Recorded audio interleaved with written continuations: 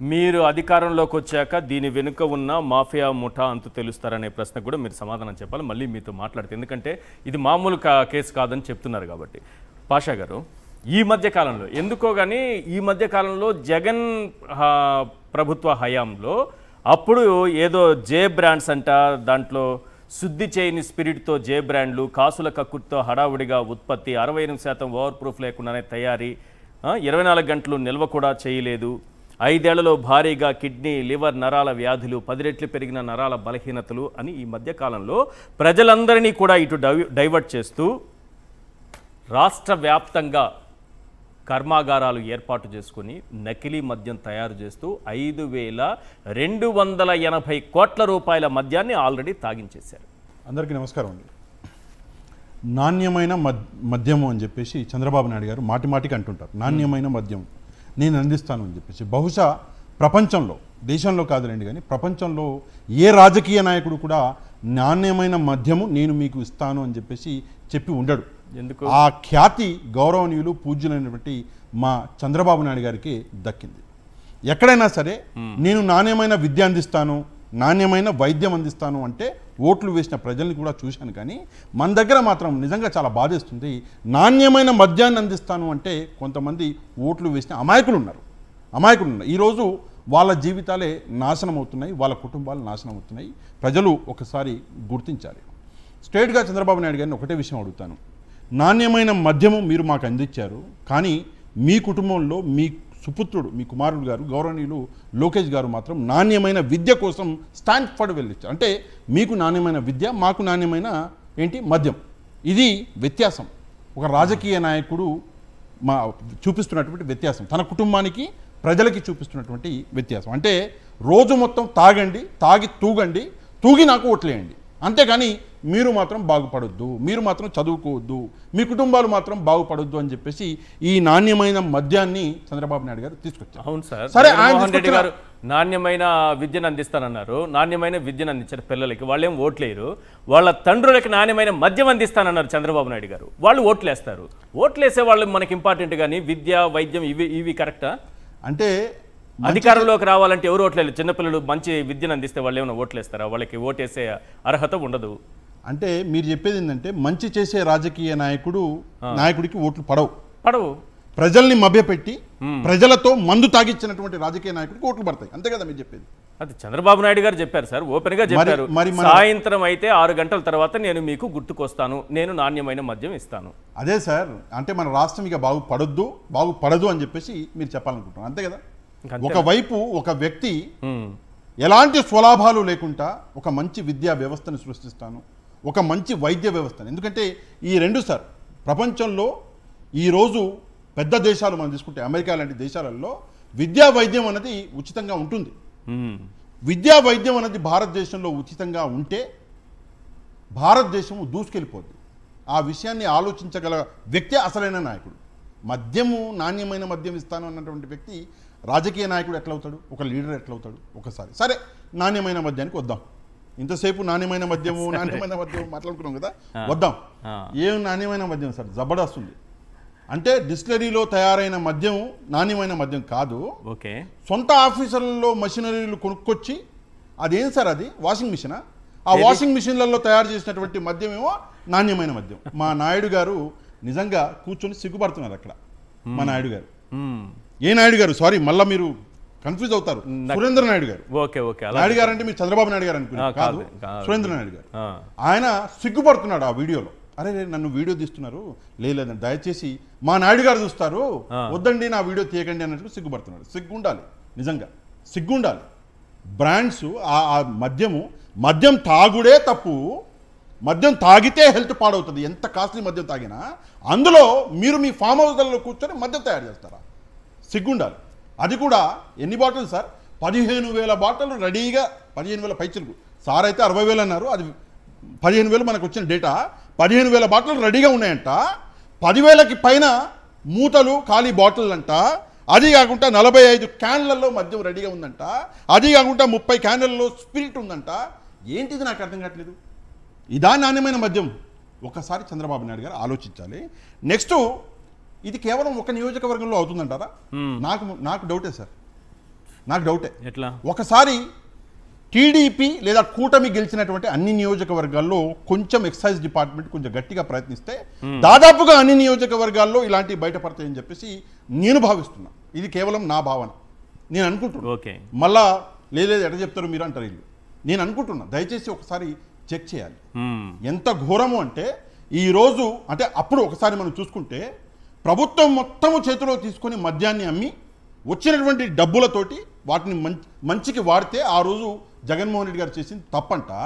ఈరోజు వాళ్ళే తయారు చేసి వాళ్ళే డూప్లికేట్ బ్రాండ్ పెట్టుకొని వాళ్ళే తీసుకెళ్లి మద్యం దుకాణాలలో అమ్ముతుంటే వీళ్ళు చేసేది కరెక్ట్ అంట. నిజంగా సిగ్గుపడాలి. ఇంకోటి సార్, బెల్ట్ షాపులు. సార్ ఒక్క ఊర్లో ఒక బెల్ట్ షాప్ ఉంది అంటే మనం మీరు వినుంటారు చూసుంటారు.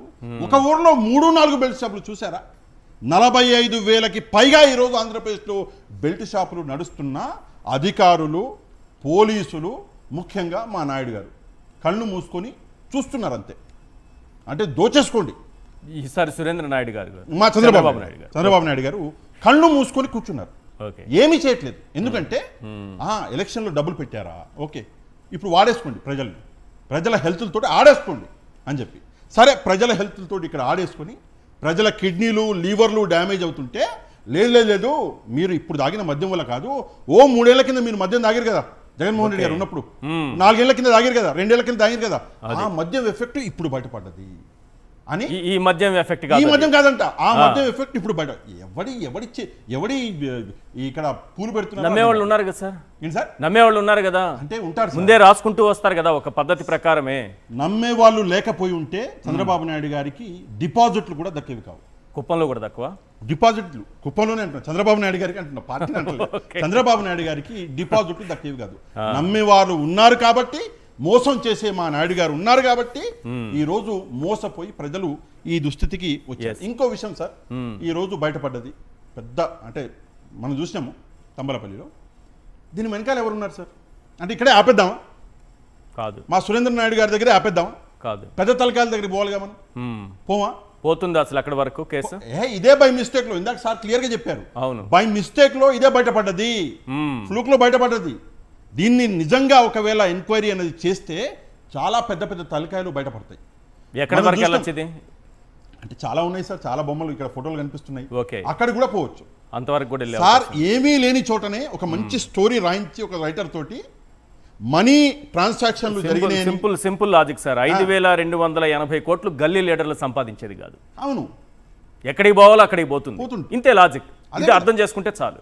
అర్థం చేసుకోవాలి. దాంతో పాటు ఈ విషయాన్ని బయట కూడా పెట్టాలి కదా. ఇప్పుడు ఎక్సైజ్ డిపార్ట్మెంట్ తన ధర్మాన్ని నిర్వర్తించాలి కదా, పోలీసులు వాళ్ళ పని వాళ్ళు చేయాలి కదా.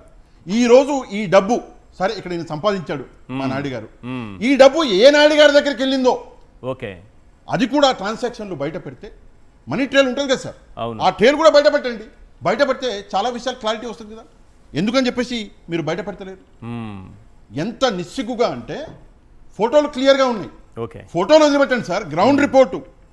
ఆ వ్యక్తి ఎవరు అంటే గుడ్డోడు మెల్లోడు కూడా ఆ టీడీపీ పార్టీ ఫలానా వ్యక్తి సురేంద్ర నాయుడు అంటున్నారు ఆ ఏరియాలో.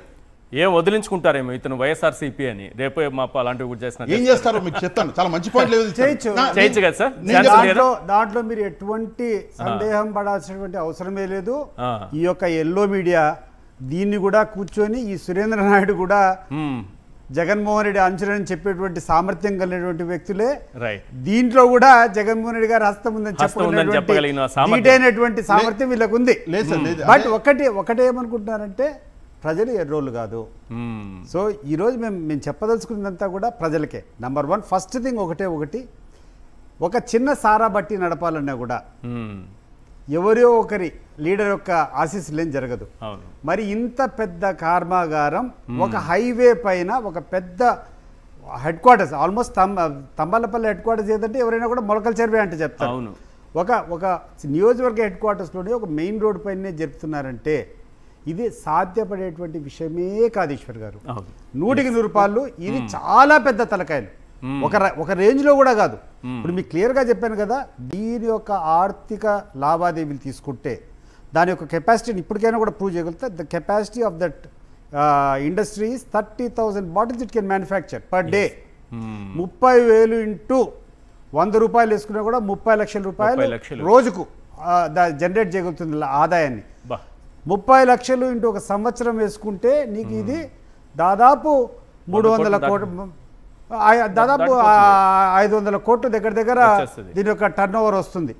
సో ఈ యొక్క 400-500 కోట్లు ఒక్కసాట చేశారంటే చిన్న చిన్న మాఫియా కాదు, ఇది చాలా పెద్ద మాఫియా. ఇది ప్రజలంతా కూడా గుర్తించాలా. అండ్ రెండోది ఏంటంటే చంద్రబాబు నాయుడు గారు చెప్పినటువంటి విషయాన్ని వాళ్ళు పరిగణలోకి తీసుకున్నారు. వాళ్ళు పరిగణలోకి తీసుకునే నాణ్యమైనటువంటి మద్యము అది. ఇప్పుడు వాళ్ళకి ఏ బ్రాండ్ కావాలంటే ఆ బ్రాండ్. ఇప్పుడు మద్యం ఏంటంటే కల్తీ, ఈ యొక్క రెక్టిఫైడ్ స్పిరిట్లో నీళ్లు కలుపుకొని దాన్ని ఇస్తారు. కల్తీ మద్యము, దానికి రెక్టిఫైడ్ స్పిరిట్లో నీళ్లు కలపడము, దానికి వాళ్ళు కావాల్సినటువంటి చంద్రబాబు నాయుడు ఏది మంచి బ్రాండ్ అంటాడో, ఒకవేళ మెక్డోవల్స్ అంటే మెక్డోవల్స్, లేకుండా అంటే బ్యాక్ పేపర్ అంటే బ్యాక్ పేపర్, ఏది కావాలంటే ఆ యొక్క బ్రాండ్ పెట్టేటువంటి సౌకర్యం వాళ్ళకు ఉంది. సార్ టీడీపీ అంటే ఇందాక మీరు అడిగిన ప్రశ్న ఏం చేస్తారంటే టీడీపీ సోషల్ మీడియా ఈ రోజే పని మొదలు పెడతారు, రికార్డ్స్ వెతుకుతారు. ఎక్కడో ఏదో సభలో ఒక వైసీపీ నాయకుడు కూర్చొని ఉన్నప్పుడు ఈయన అట్నుంచి పోతుంటే లేదా ఈయన అట్నుంచి వస్తుంటే ఒక ఫోటో ఫ్రీజ్ చేస్తారు, ఒక ఫోటోను ఫ్రీజ్ చేస్తారు. చేసి లేదు ఈ వ్యక్తి ఎక్స్ టీడీపీ ఒకప్పుడు ఉండే, ఇప్పుడు వైసీపీనే అని చెప్పేసి కొత్తగా మొదలు పెడతారు. సాయంత్రంలోగా చూడండి మీరు రాకపోతే.